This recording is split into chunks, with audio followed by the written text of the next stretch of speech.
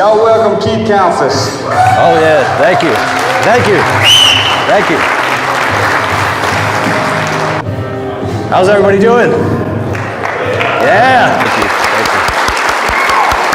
you. The thing about live events, I try to tell guys all the time, I get emails and messages, and they're like, I don't know if I can make it, I'm busy, I'm working, or sometimes maybe a guy's just getting started and he doesn't even have the money, and I was like, dude, you have to get to these live events because the networking and the conversations that you have with guys one-on-one who are enduring the same struggles, the same things that you're going through, the same conversations, one epiphany, one aha is sometimes all it takes to give you the courage and the inspiration to take your business and your life to the next level. I know I've gone through tons of struggle, tons of chaos, tons of self-limiting beliefs and moments in my life and my business, and I've got a long way to go. So I'm super thankful for being up here. And today I want to talk about the 7 steps to marketing your business, how to get better at marketing. And what is that noise?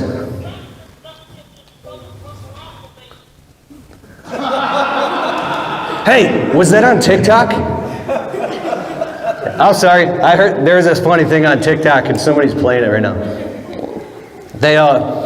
My wife was laughing about this last night, and I'm like, what the hell is that? If you can hear that, I don't want to repeat the cuss words, but they put a Chinese finger trap on their grandma, and the grandma's like, what is this? She's like, put your fingers in it, Grandma, you'll find out. And then she's screaming and cussing, and it's got like millions of views. It's sad. So what I want to talk about is, you have to stop trying to do everything yourself. And being self-employed and being a small business owner, you can become a control freak because you can see directly what happens if you try to deviate from the plan or delegate to somebody else, and this is specifically about marketing, but when you try to delegate to somebody else and you see them mess it up, you instantly feel, it's like the part of your brain that's connected to survival takes over, and now you feel like, oh my God, I'm losing money, oh my God, I don't have time for this. Step aside, I'm going to do this myself. I'm going to figure it out myself. Is anybody here, when you're working, you're on job sites, you're delegating to your employees, have you had the feeling like, when I get home tonight or Saturday, I'm going to buckle down and I'm going to do this thing, and then when you get home, your willpower is completely spent. You're out of willpower, and you don't get around to doing the thing, and it's a vicious cycle. Raise your hands. So the vicious cycle is the thing, it's the part of our brains that's lying. We're lying to ourselves. I won't say the F-bomb, but I would say we're bullshitting ourselves. And how long do we have to go through this before we start to learn the skills and stop trying to do this yourself? So we're going to talk about how to build your marketing team. I believe all marketing should be self-taught. You should learn how to market your own business yourself so you can identify what's working and what's not. We all have these companies calling us every day talking about how they can get our business to page 1 of Google. These sales calls, it's fine. Home Advisor, Angie's List, all of them. Yelp, oh my God. Anybody get a lot of calls from Yelp? Just the persistency, and I'm not saying that this stuff doesn't work, but it's important to bring this stuff in-house. And we bring it in-house virtually now, so you can identify what's working, what's not, and you can call people out on their BS, and you can inspect what you expect to make sure that if you spend your money, that it's going to go in the right place. There's a saying that I love, inspect what you expect. So if you want other people to do their jobs, you have to follow up with them and understand what's going on to make sure they do it right, or you'll get passed aside. So who here would consider themselves an expert at marketing their business? Raise your hand. Who here knows just enough to keep the jobs rolling in? All right, who here doesn't really know much about marketing and you want to learn it? Okay, marketing it's a very, very, very deep topic, and the frustrations that I have is the deeper that I get into this, because we have a media business now, it's so deep you can't learn it all in even a year. So at some point you're going to have to rely on other people to delegate this stuff, and so you can get it done and become an effective executive at marketing your business. So I'm Keith Kalfas. That's my wife right there, our little dogs. If you've seen us on social media, I love my wife, I love our dogs. I built a brand called the Landscaping Employee Trap on YouTube, where we talk about how to start a small business from nothing. Who here was trapped? Is anybody here is anybody here that was trapped in a 9-to-5 job that they hated and they felt desperate and they would do anything to get their business off the ground, and now you did it? Raise your hands. Who here has been in business less than 5 years? Raise your hand. Nice. Okay, so I talk about, and I lived out all of those struggles on camera by making these crazy ass videos where I would just have an epiphany and pull out sometimes just my cell phone and be very vulnerable and authentically talk about that struggle and that journey. It's gone on to get 20 million views online, viewed all over the world. This video specifically has prevented 2 suicides, 3 confirmed suicides in my videos, and I don't know how many countless others. When I get phone calls like that in the middle of the night, I mean, I've cried when I get these emails and calls from people saying that, you know, they pulled a gun out of their mouth because they watch my video. So that's it's a totally different level. So thank you. Thank you. Yeah. I don't want to get negative or low here, but depression is very real and suicide is very real, and it's no joke. And we all have had friends in this room, people we love, very close people, and go down that whole overdose, all those things. So I feel a huge calling on my life to share that. So what's happened with me is I've had this big epiphany.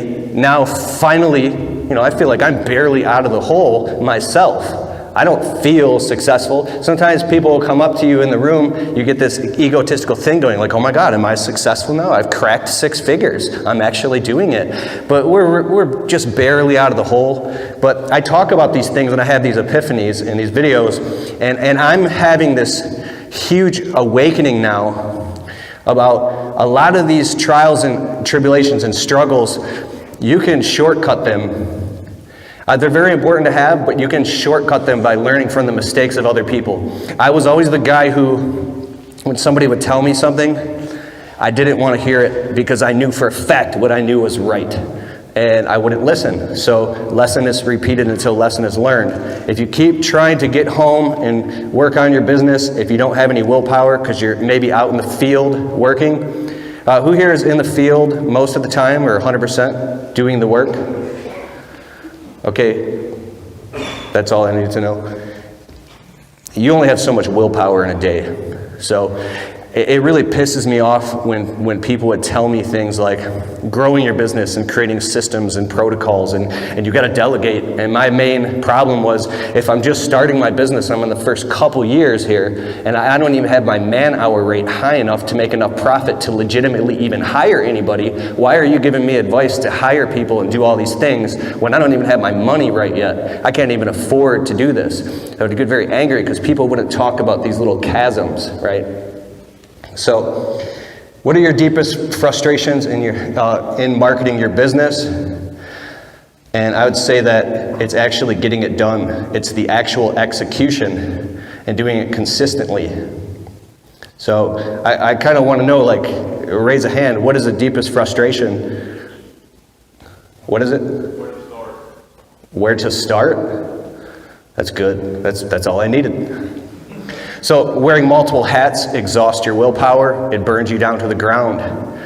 If you are busy selling all day, and then maybe you're in the field working, or you're communicating with clients, and then you're on the phone, and you're trying to do all these different things, and you're changing these hats. Has anybody here ever been, something is blown up in your business, and you're doing 20 things at once, you're ordering materials, you're running jobs, and then an important client calls, and you're like, Joe's Landscaping, how can I help you? And you're like dripping in sweat and the sun's beating on you, you have grass or mulch all over you, and you're trying to do this. You have to actually get yourself in a place, if you don't have a secretary yet, or you don't have a calling center, like pink callers, where you have to get really calm and turn off the chaos and be like, Joe's Landscaping, how can I help you? Yes. And meanwhile, there's like an explosion going off. To change is that funny? You have to change all these channels, and then you're supposed to, after covering all of this territory in your business, you're on job site to job site to job site. You're operating a mower. You're telling guys what to do. You're like in freaking war. And now you have to go home and just calmly brew a cup of tea and sit there on the computer for 4 hours doing your marketing. I've tried that, and I mean, literally banged my fist on the desk. I'm yelling to my wife to come and help me. I can't figure out this stupid thing. I can't figure it out. And she's like, oh my God, you're crazy. And we're in the house, and now it's 1 o'clock in the morning. Nothing gets done. I go to sleep, wake up, and go run my business again. So the hard thing is when you keep doing that, what happens is you can't, what we call expand the top as you dissolve the bottom. You keep continually, how are you going to raise the prices without losing your clients? Well, if you do raise the prices so you can afford to do all this stuff, you are going to lose clients. So you have to keep the hopper full with more and more and more clients. Well, how do you do that if you don't have a marketing strategy? Well, how do you market your business if you don't have a strategy because you're so busy out in the field all day running around like a chicken with your head cut off? And it's a downward spiral. So the implementation is extremely slow and painful. If you actually sit down and try to market your business versus being out in the field, dude, we did lawn care. I did lawn care for 15 years of my life. We could bang out, and there's some discrepancy. Some guys are like, I mow 60 lawns a day. Well, how many like lawns, and what is your route density? Also, we would do like 30 lawns a day. If you're covering all this territory and accomplishing, you can see it in front of your eyes. You're getting massive progress done every day. Your psychology is conditioned that you can bang shit out. Well, if you go home and you try to sit down at a computer and do your marketing, and it takes you 45 hours across 2 months just to build a website, or to put together a lawn care flyer, or to distribute something, it can feel very painful and slow. It feels like you're getting nothing done. You're like, I can't do this. I can't do this. I'm just going to go work and go make money. So there's this loss aversion that happens in your subconscious. You want to mitigate risk. You feel like you're sinking when you're sitting in front of a computer trying to implement this stuff. That's why I'm urging you to learn marketing and build a marketing team and delegate. After you keep trying, you give up. The next year comes. I know everybody here is probably in the winter, oh dog, when the winter comes, I'm gonna crush it. I'm gonna build all these systems, and next spring we're gonna come out of the hole. What happens? The springtime comes, you're fired up, you're motivated, you're like running a million miles a minute, you're amped up, the spring is broken. Then what happens by June, July, August? You're like running out of gas. By September, you're going into like these depression cycles because you've just worked yourself into the ground for 6 months straight, and yet nothing has gotten implemented. So my main thing I want to urge and talk to you about is expand the top as you dissolve the bottom. If you have so many leads coming in and the phone is ringing so much, you've heard the saying, beggars can't be choosers. You actually put yourself into a position where now you can start to calibrate and choose which clients you want and skim the cream off the top. Dude, I've had so many clients that drove me insane, that didn't respect me. That's a whole nother story. Like, I pulled my hair out. When I was finally able to start making those phone calls and firing clients, because now I finally had the meat and potatoes and what I could choose from. I mean, we're literally charging 4 times the amount in the same neighborhoods. And how many people here do lawn care versus landscaping? Lawn care strictly, lawn care and landscaping? Okay, so you have a mix of both. Because there's a difference with lawn care with route density and higher prices versus being spread out all over the place, and then landscaping with highest ticket prices possible with highest profit margin. When you dial in on those metrics, you can start to see. So back to marketing. You're afraid of wasting money on marketing. You hear these guys brag about how they spend $5,000 or even $10,000 a month on marketing. And you're like, how do you even get yourself into a position to do that? Well, I would say a good way to start out is you can open up a separate checking account, attach to your business account, and maybe peel off 7% or even 5% or 2%. Now that's your marketing budget each month that you have to spend on marketing to get the ball rolling. And when you're spending money, people who pay attention. So now you have money allocated towards the marketing. Or if you can't afford to market your business and you're afraid of wasting money, raise the prices 10% on all your clients, or at least the ones you know you can get away with, and that becomes your marketing budget. You make your clients pay for that.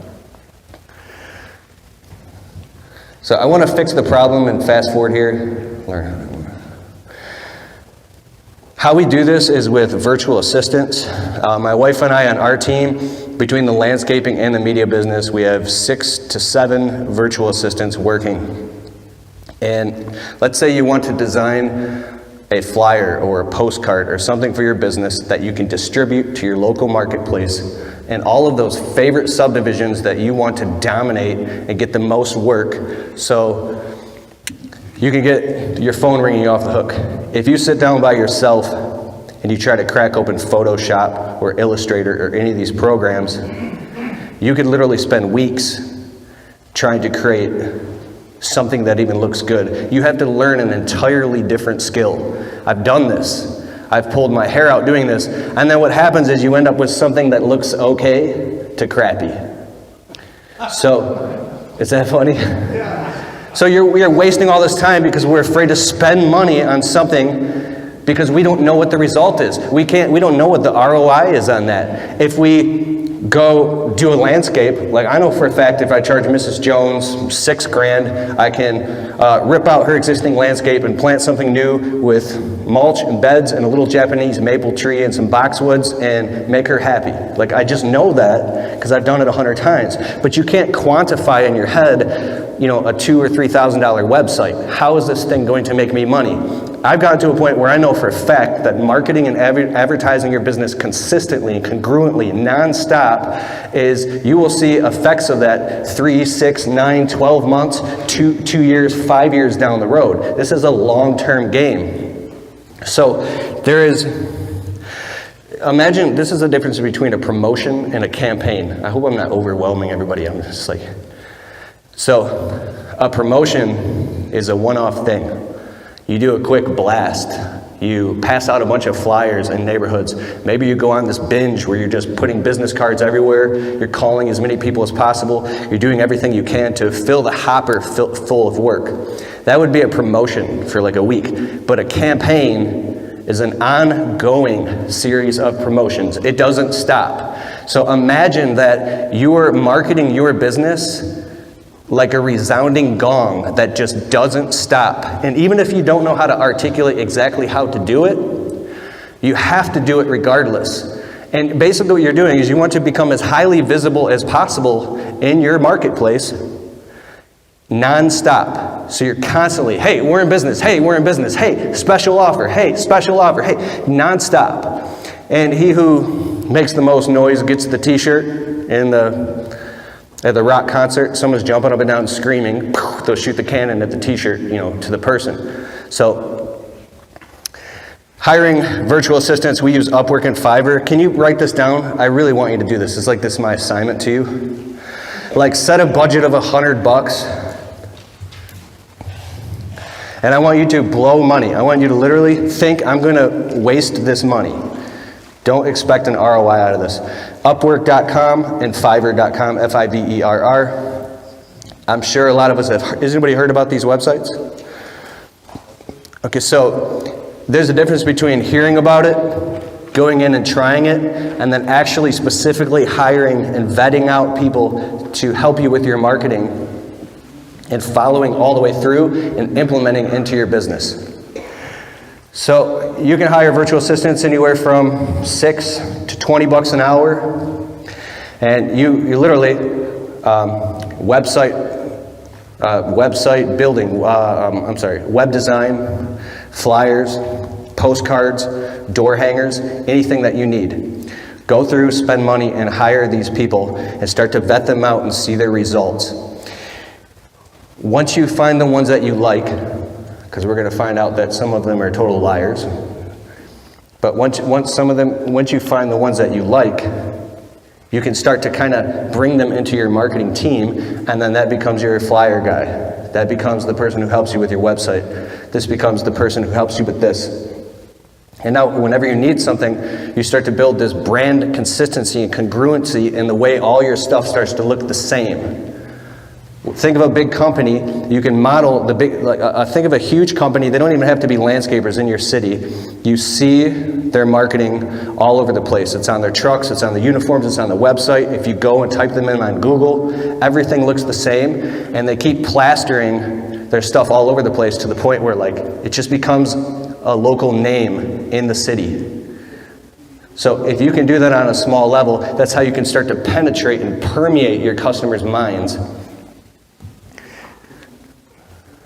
So some of them are liars, you're gonna have to go through them. We just had one just today, a couple hours ago, we're doing data mining, and the guy gave me nothing that I asked for and tried to get out of it.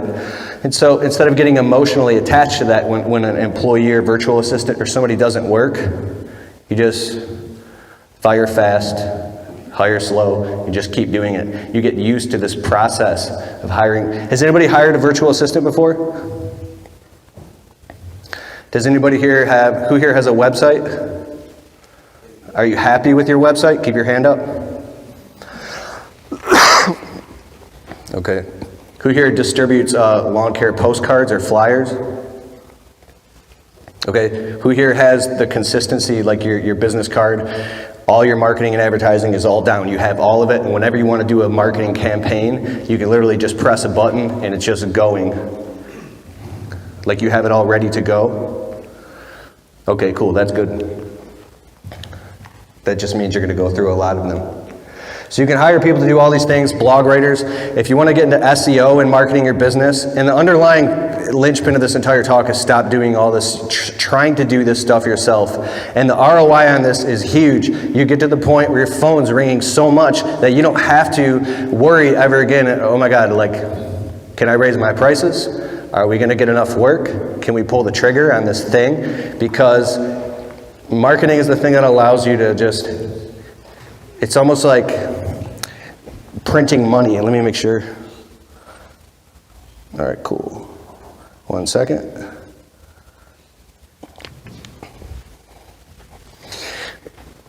Our Facebook ads guy is in Spain. He's $25 an hour. So if we want to run Facebook ads, has anybody here tried to get into Facebook ads ever at all?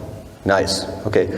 So I've taken 13 Facebook ads courses. I have 3 different Facebook ads certifications, and I still barely know what the hell I'm doing, because if you want to get good at Facebook ads, a lot of people won't admit stuff like this. If you want to get good at Facebook ads, you have to be in there all the time, every single day, obsessed with everything that's going on with Facebook. That's an entire career. Building websites is an entire career. You know what I'm saying? Graphic design artists, that's an entire career. How are you going to become a master of like 12 different careers?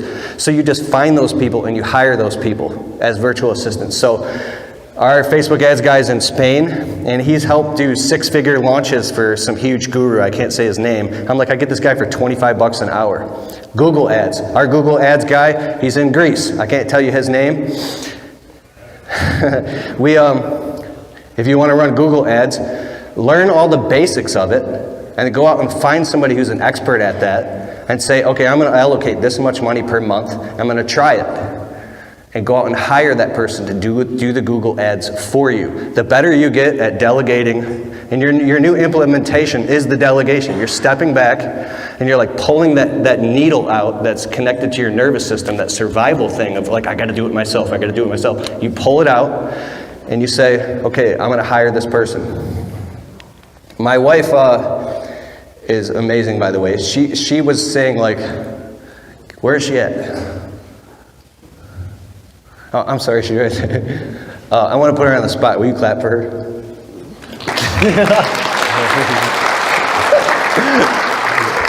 That was awesome. Okay, so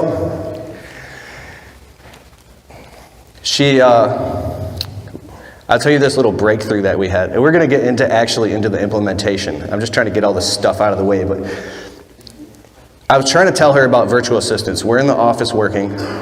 And she's like, why would we hire somebody when I could just do it, Keith? Like, my wife is very smart. She's very articulate. She can figure stuff out.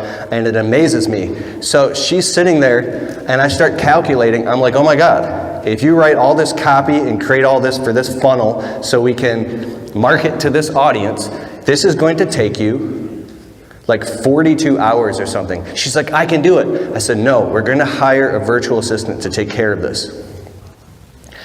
And we like argued about this, and I just did it. I hired the virtual assistant, and I had to like pull it out of the grip of my wife's hands. And this was hard for me to learn too, but now that I get it, we hired the virtual assistant, we gave her all the information, and she turned it around in like an hour and a half. And it was $20.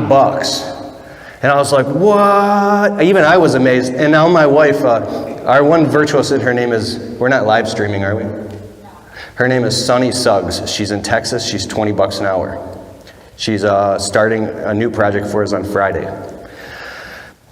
So my wife went from like, that's insane, why would you spend money hiring somebody when we can do it, to now she's like, Sunny Suggs is the shit. Sunny Suggs, we got it. So now she's getting good at delegating to other virtual assistants. So when a virtual assistant messes up, we have one in Minnesota right now working. What? Oklahoma. What's that noise? So she's messing up. She's not doing what we are instructing her to do, which is our responsibility and our fault. We should give her a better outlined checklist of what needs to be done. You create checklists. That's a system. A checklist is the system. And she also kind of like got pissed and just fired one virtual assistant when he just got started but she was actually, it turned out she was right, by the way. I couldn't tell that this guy was being manipulative and he was lying to us about what he knew, and I was just overly trusting him. So she's very wise, but. Well played.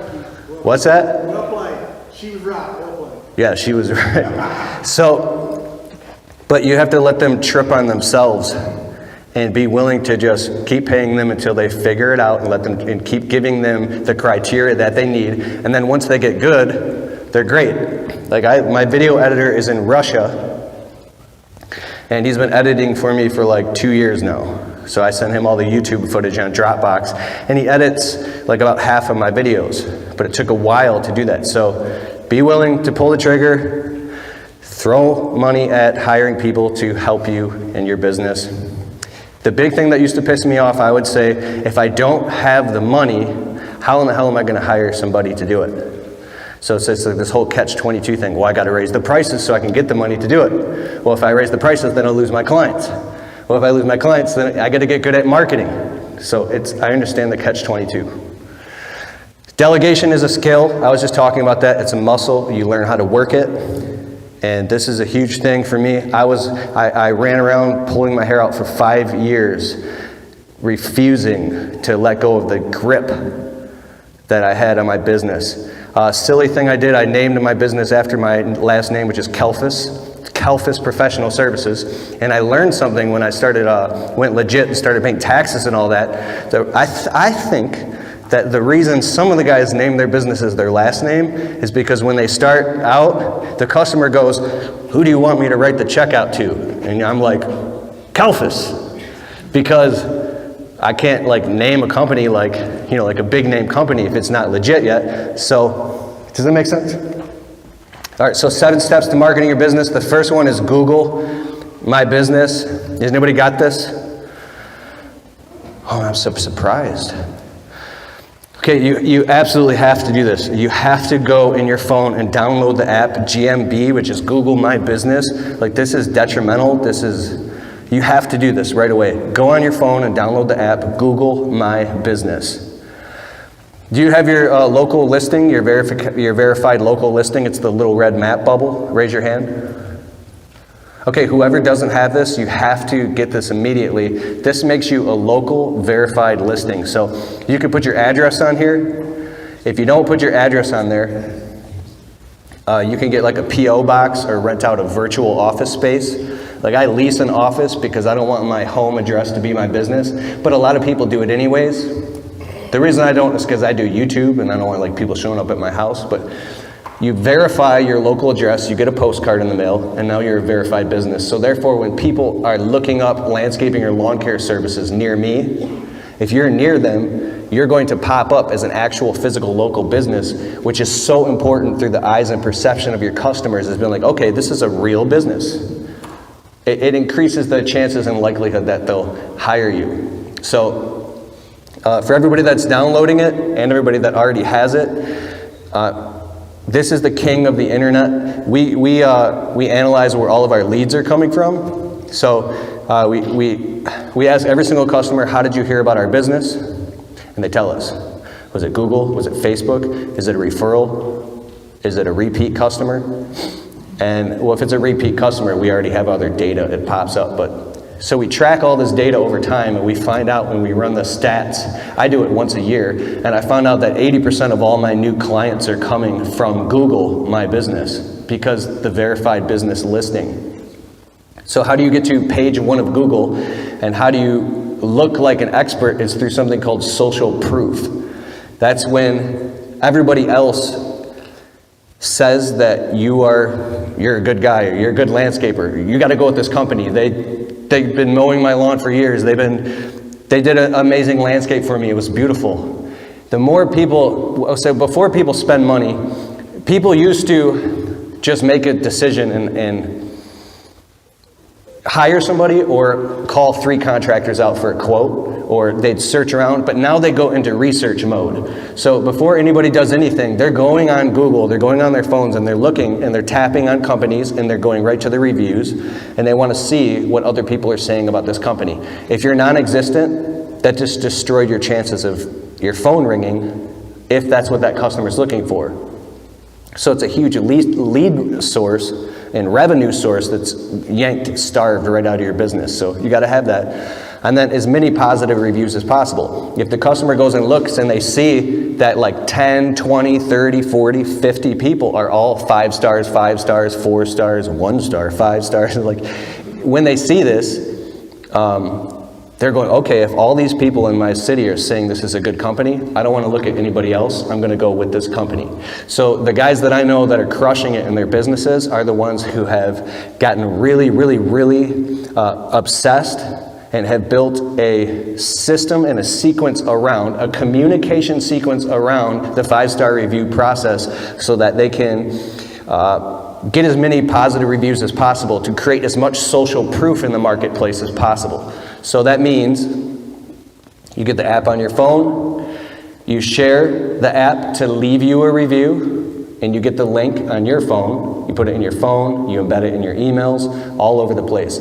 When you talk to your customers, even on the phone, you say, okay, Mrs. Jones, our whole processor, our plan is to wow you, to knock your socks off so well that you want to give us a positive 5-star review on Google.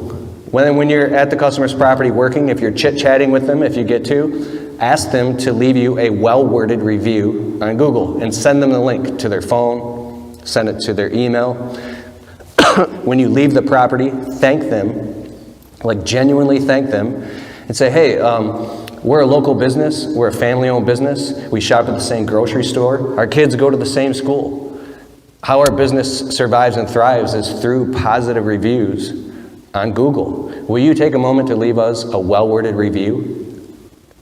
And you just, like we send our customers gourmet brownies, anything to get that review. Because I'm thinking of it like this now. If you leave your customer's property and you did an amazing job, but they didn't echo this into the marketplace, the world of the internet that we live in today, and the reason I have all these cameras set up, is it's almost like if you do something and it happened in an isolated state and it didn't echo off somewhere on the internet so more people could see it, it's almost as if it didn't even happen. And now all of your hard labor and work and sweat equity only happened for that one transaction. So the people that are crushing it are the ones that are creating systems, automation, and sequences around these processes so they can make everything that they do have a residual effect that keeps echoing off even after they left the property. So if you can get a positive 5-star review and be extremely intentional with every single client, think of it like it's like a golden nugget, and it is. By the time you have 30, 40, does anybody here have More than 20 positive 5-star reviews? Good job, good job. Anybody more than 50? Anybody with 10 positive reviews? Okay, good job.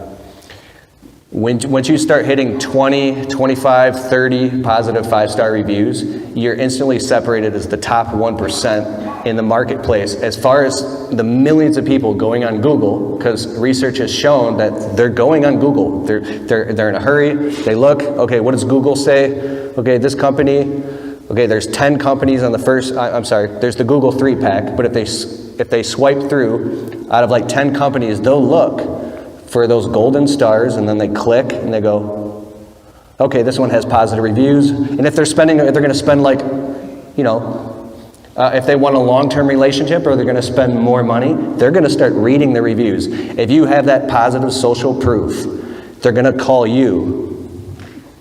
And when they call you, how you pick up the phone or the calling center that picks up the phone, that's a totally different conversation, which is very important when it comes to your marketing, which is, I'll dip into it real quick.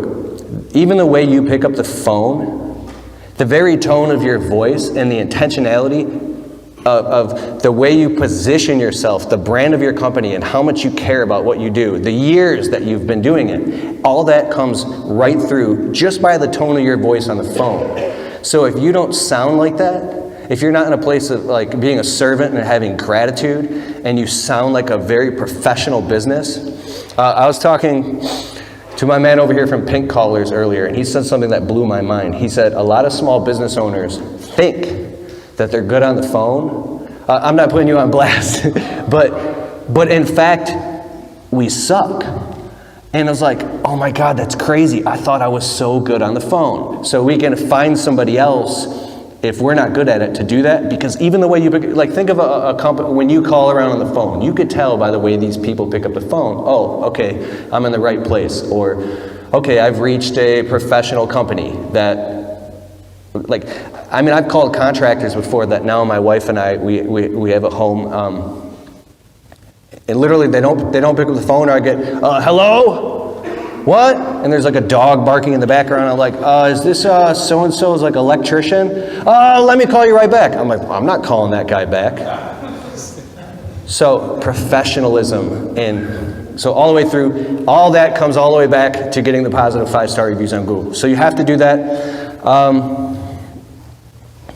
I can't go much deeper into that here, but please do anything you can to get as many as you can. The people that I know that are dominating have 300, 400, 500 positive 5-star reviews on Google. We have like 93, and it's the #1 lead source in my business. That allows me to now walk onto a customer's property where I used to charge them $1,400 to trim all the shrubs and put down some mulch. Now my price is $2,000 or $2,200. This is way higher ROI and more profit margins because I know that my phone is ringing so much more that now I can choose because my phone is ringing. You're positioning yourself into a position to win and also positioning yourself to your clientele that you're a professional company, and you make it almost seem like it's almost like a risk to go with somebody else. They feel this sense of trustworthiness with you. So this is a bunch of psychological stuff that is so important that some of us are missing.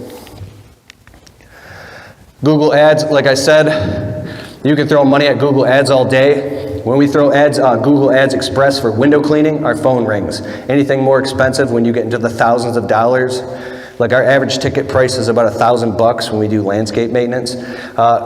It's hard the higher you go because there's more competition, and the cost per click can get up to like 30, 40, 50, 60 bucks, and you lose. So if you get into Google Ads, I'd say do research and hire somebody to help you do it. If you can't afford to do that, then stick to the free stuff like Google My Business and getting positive 5-star reviews. Do all the free stuff you can as possible and milk that for everything that it's worth before you start spending money on marketing. But I still think it's important to spend at least a couple $100 a month on marketing and advertising so it's in your system and it's a normal thing. Branding your company, everything that you do should have consistency and congruency. So your fonts, pick the font for your company, 1 to 2 fonts, and stick with it. It's like the way the lettering looks, like this is a font, these are all different fonts. Look at look at this right here. This professional company, Spiker, 2 colors. I see 1 font here. That might be another font, but it's 2 colors. It's basic. If you go more than 3 colors when you're branding your company, it starts to look unprofessional. Even if your customers, when they're looking at your website, even if they can't articulate why, they don't know why, but they just don't trust it. Something's weird. Like if you look at Skag back there, orange and black, 1 font. It jumps out at you. If there was a bunch of colors, it would be weird. So I bet you Xmark has, I know for a fact, they have their fonts and their colors. They use that everywhere on everything. They're not changing it. Gravely, Jobber, same font. Anywhere that you go on the internet or any live event or anywhere on social media, when you see Jobber's logo, you know for a fact that that's Jobber. Even if you don't know what Jobber is yet, you know you've seen that logo because they're very smart and intentional about branding that. So how can you adopt that into your small scale business so you appear to be a bigger business? You have the professionalism of a bigger business by having that consistency in your branding. Price transparency. This was a huge breakthrough. Does anybody here put the price of their services directly on their website or on their social media? You do? Good. Anybody else? Good. Anybody else? Good. I was on the phone with my friend Ryan Kettering. We hired him for our live event, which is called Marketing ROI. And we paid him a couple $1,000 to print all this cool stuff for our event. And he went on my website and he's like, bro, how come you're not showing the prices for the tickets and all this stuff? And he's like a high-level marketing guy. This is what he does. This is his career. I'm like, well, I don't want to just put the price on there. I want them to read it and find out what the value is so they can maybe call or go and then find out the price. Because if they see the price, they might just run. Or they, just like in my landscaping business, I want to do $2,000 jobs. That's where our profit margin works good. But if I just put that there, it might not make sense. What's different with $2,000 jobs, you should probably put the most basic package that you have to pull them in the door. But the most important thing to remember is be transparent with your pricing.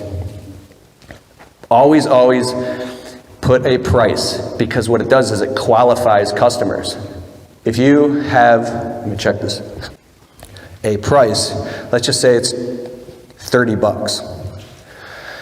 All of the customers that are coming, your traffic coming into your funnel, which is they're looking at it, they're on the internet, or maybe they got your flyer or your postcard, and they go, well, $30 a cut, maybe that's your minimum. Maybe you want to get 40 or 50, I don't know. All the customers who was thinking like, well, I don't want to spend more than 20 bucks a cut, they're not going to call you. You qualified them. It's called a negative qualifier, basically. So what you did is now they're not going to call you, which is a good thing. You want the right people to call you. So everybody who's willing to pay $25 and up is going to call you if the marketing and the messaging is right and it hits them in a way that is congruent with maybe their beliefs or what they expect. So try this out. You can split test it. You have 2 pieces of marketing material. One has a price, one doesn't. The one that has a price, you're going to get a lot more consistency. You're going to get more leads coming through, or you're going to get the right leads coming through. It's one thing to have your phone ringing or tons of emails coming in through your contact form with people wanting your services, and you're saying, yes, I'll be right there. And you drive all the way to their stupid ass property and you walk the whole property with them. Oh, I've been through this forever. Walk the whole property and then you give them a price. And they're like, whoa, I didn't know it was going to be that much. Joe Blow did it for this much. Well, I've had that conversation so many times. I used to get so angry about that. And it was so hard to swallow the pill that it was my fault. How much time do I have, Jason? Am I good? Huh? Okay. So... And it was like, I didn't want to qualify the customer because I was so afraid of telling them, like, and how do you have that conversation? Just like, well, Mrs. Jones, we have a $500 minimum or I'm not coming. I mean, customers will get mad if you say something like that. So you start you can do role playing with your friends who are landscapers. You can join sales groups that do this stuff, but you don't even have to have the conversation over the phone and waste your time. There's all these things that we do that is wasting so much time and frustrating us and draining our willpower, and we're not even aware that we don't even have to do a bunch of that stuff. But we do it because it makes us feel like we're working so hard, and it's just draining our lives away. So put the price transparency. I know this. Anybody heard of this guy named Tigran Gertz? Yeah, you have? He's in California. He's a YouTuber. He does these massive $100,000 landscape jobs, and he brags on his videos, and the guy's really cool. But I literally went and I looked at his marketing, and I do this all the time.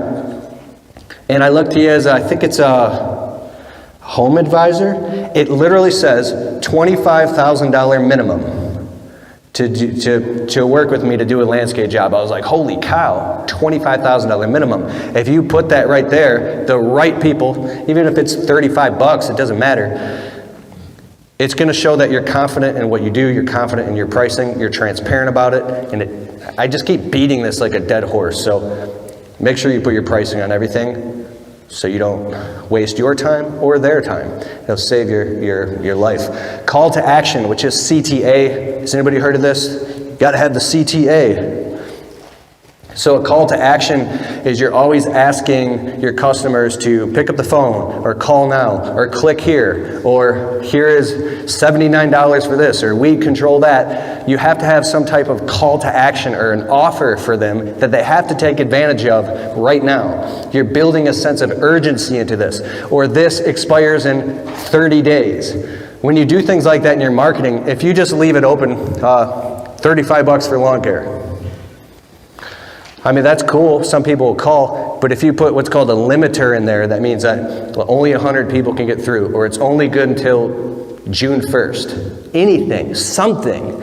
Then what it does is it narrows down their focus, and they go, oh my God, there's a time limit on this. And then they get FOMO, which is like fear of missing out or something like that. They're going to be more apt to pick up the phone and call because they know that there's a limiter on that. Does that make sense? So have a special offer and a call to action, or at least tell the customer what to do. That's the one thing that we miss, is whenever we do our presentation to the customer, whether it's on the internet, if it's on our website, it could be anything, we have to tell them, okay, this is great. Maybe we're a good fit. Call now, or click here. Tell them what to do next and instruct them what to do. Be very assumptive and assertive about that. And walk them through the process, walk them through the sale, and close them down. You know, if a customer is like just wandering around, you grab them by the hand, walk them through the process, close them, sign here, and the more you're intentional about that, you become like a batter ram who just gets really, really, really focused on closing sales. I sucked at this, and I still kind of suck at it. But I'm becoming better at it, and it's getting really intentional about what the hell makes money and what doesn't. What's wasting my time and what's making money. So call to action in every way. So claim your local citations. There's more than 50, but I'm going to say, if you write this down, top 50 local citations and authority sites.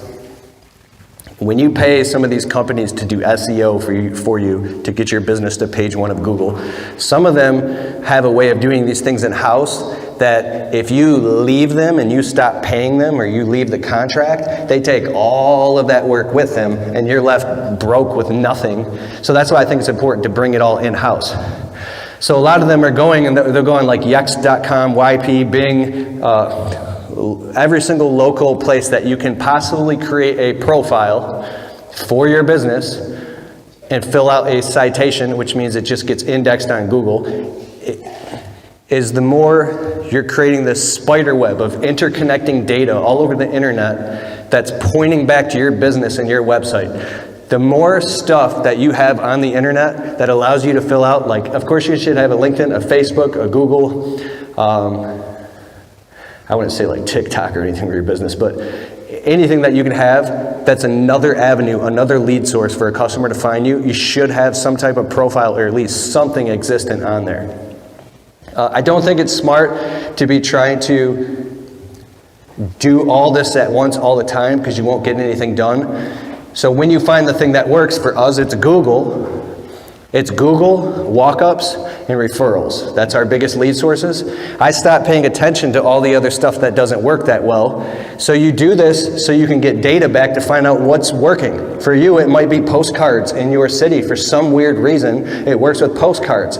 If you haven't tried that, you don't know. But if you try it and it works, don't be like, oh, that worked. Okay, screw that. No, let's go do something else. Let's try Facebook. No. Triple down on postcards. Whatever you find that works, triple down on it so you can keep the hopper full. Okay, so I already covered that. Oh yeah, this is where all the low-hanging fruit is. It's retargeting existing clients first. So many of these people that you've done work for, maybe it's the next season rolling around. I know in lawn care you're there every week. But if you don't follow up these people and you constantly are on the top or in the back of their mind, and constantly letting them know that you thank them, you care about them, you're grateful that you've done business, and constantly putting offers in front of them to do more business, which is sending them a monthly email blast over and over and over. Sending postcards to their houses, calling them up on the phone, doing a text message blast, and I'll talk about ringless voicemail in a second, which is really powerful. But when you constantly do that, imagine you have like a bucket and there's a bunch of holes in it, and your customers just keep falling out and you're not even aware that that's happening. They're not calling you back. It's because you're not getting on the phone and calling them and say, hey, Mrs. Jones, the spring is rolling around. Let's sign up again. Let's do this again. Do you want your lawn cut? Do you want us to do your landscaping?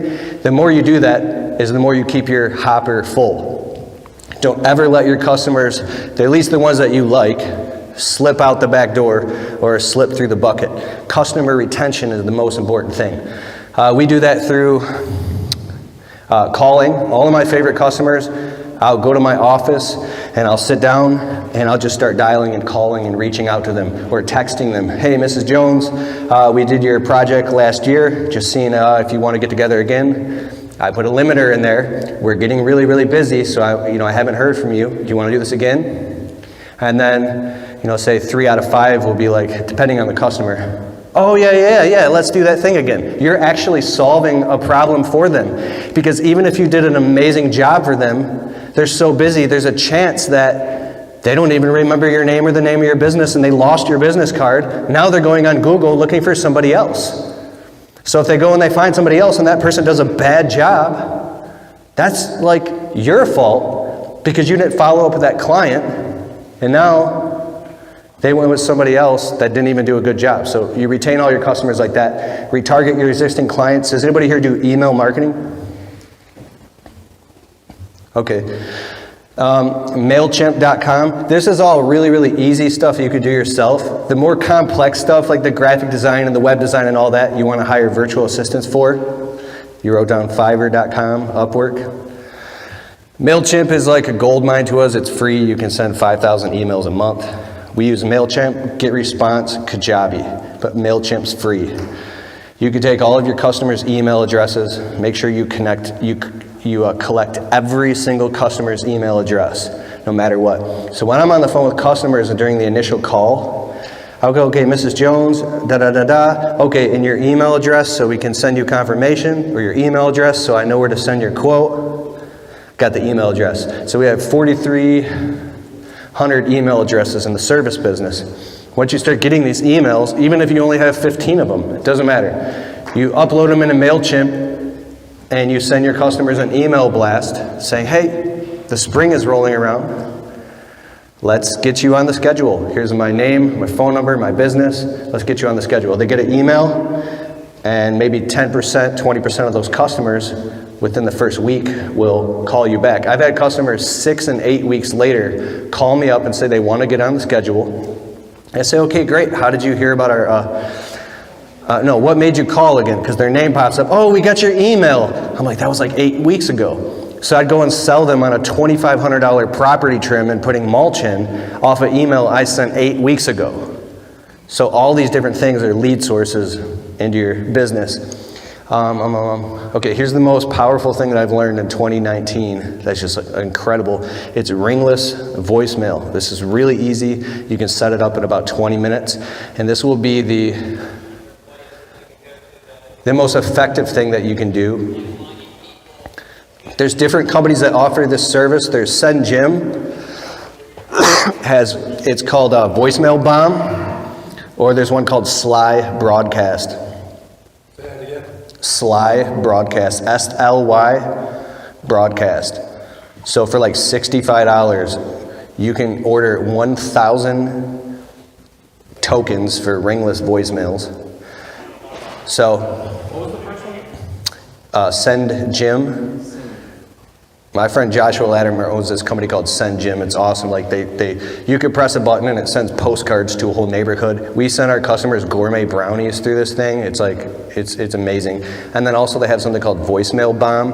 But basically what it is, you can go through your phone, you can download, there's apps now where you can extract the last 1,000 people who have called or you have called your phone. You extract all that data, you can scrub it all out, you put it on a spreadsheet, and then you can look at them or take your, some of this violates GDPR, so you shouldn't do it unless you have, sorry, I gotta watch what I say. Don't do any of that.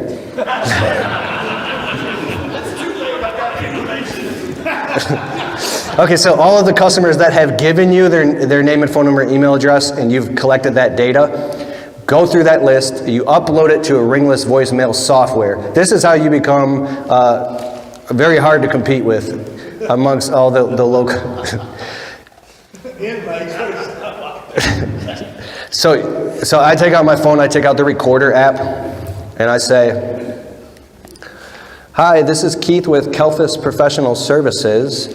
The reason I'm calling you is the spring is rolling around, and I'm looking at our calendar. It shows that we've done some work for you in the past, and we got a couple weeks here, and our schedule is filling up really fast. So I want to see if you want to go ahead and let's get you on the schedule again. And either way, my name is Keith Kalfas. Here's my phone number. Here's my email. I'm looking forward to hearing from you pretty quick here because we're getting our schedule packed up, and it's just a very genuine voicemail that was almost it's the same as if you called. Imagine you called your favorite customer, Mrs. Mary, who gives you cookies, and you left her a real voicemail. Now you take that, click, you upload, and this is retargeting your existing clients. You upload this into the ringless voicemail software. Say you got 1,000 of them. You press one button and it goes, it bypasses their phone, it doesn't ring, and it goes directly to their voicemail. And now all of your customers get oh my God, Joe's Landscaping left us a voicemail, honey. And they open it up and they're like, oh, it's Joe. Oh yeah, honey, we do need him to do that thing again, like the landscaping or whatever. And next thing you know, that's locked in their brain. If they don't call you right away, they might call you within a week because they got your voicemail. I'm going to warn you, if you have like 1,000 people, I did it for 700 people at once, and it was a nightmare because my phone was ringing off the hook, and I was in my truck having a panic attack. We have a calling center, a secretary, and me, and I couldn't even handle it, and customers were getting pissed off. So when you do this, you got to segment it into like groups of 50 or 100 and pump them out every few days and monitor your response rate. Is that funny? My friend Brandon Vaughn does this at his company. He's got like, he sold the company now, but he has like huge company. They're doing like 500,000 a month. So they do this to thousands and thousands of people. And he says he doesn't warn his, he has a whole office with staff and they're on the phone. He doesn't even warn them. He just does it and laughs. And next thing the phones are ringing out the hook and everybody's freaking out. But it's a very powerful tool, ringless voicemail. So taking advantage of all these things and implementing them in your business, these simple little things, positive 5-star reviews, ringless voicemail, email marketing, and then hiring virtual assistants to help you with your graphic design, to help you with your flyers, to help you do this so you can get a little marketing system together that now you know that you can make money at will. All you have to do is, put $1 in this thing on the top and $2 comes out of the bottom. It's something that you always have at your access. It becomes these powerful tools, just like mowers or dump trailers or trucks. Your marketing is a huge tool, and it's the most important thing that makes you money. So any Q&A? Anybody have any questions? Keith, we're going to do Q&A as a group here in just a minute. Let's just do it then. We'll do it a little bit later. We're going to do it as a group. We're going to highlight. Oh, awesome. Okay, I'm almost done. I talked about all the 7 steps to marketing your business. I have a free PDF download if you want to look at it. It's a Google document. It'll be mailed to you right away. If you take out your phones,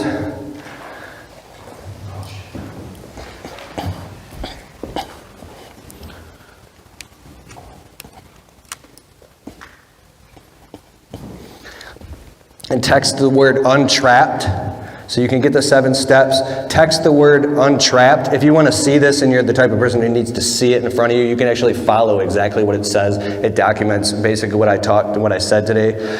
Text the word untrapped to 31996.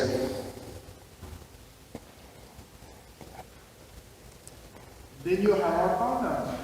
Then I'll have your phone number? What is he? I don't even know what he's talking about.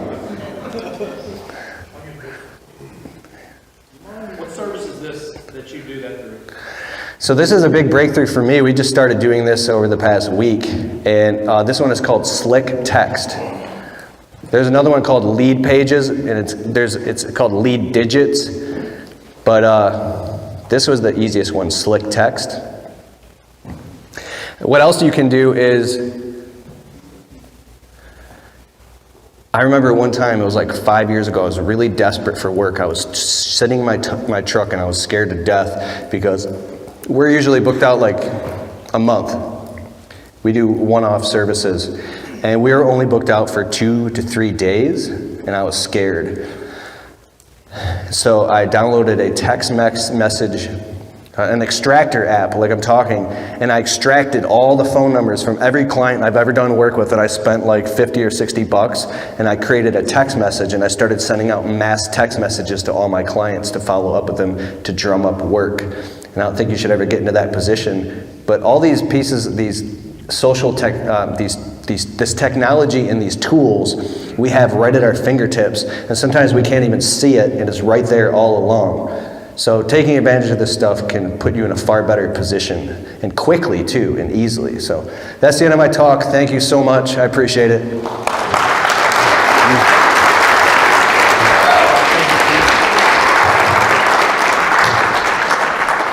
Awesome stuff, Keith.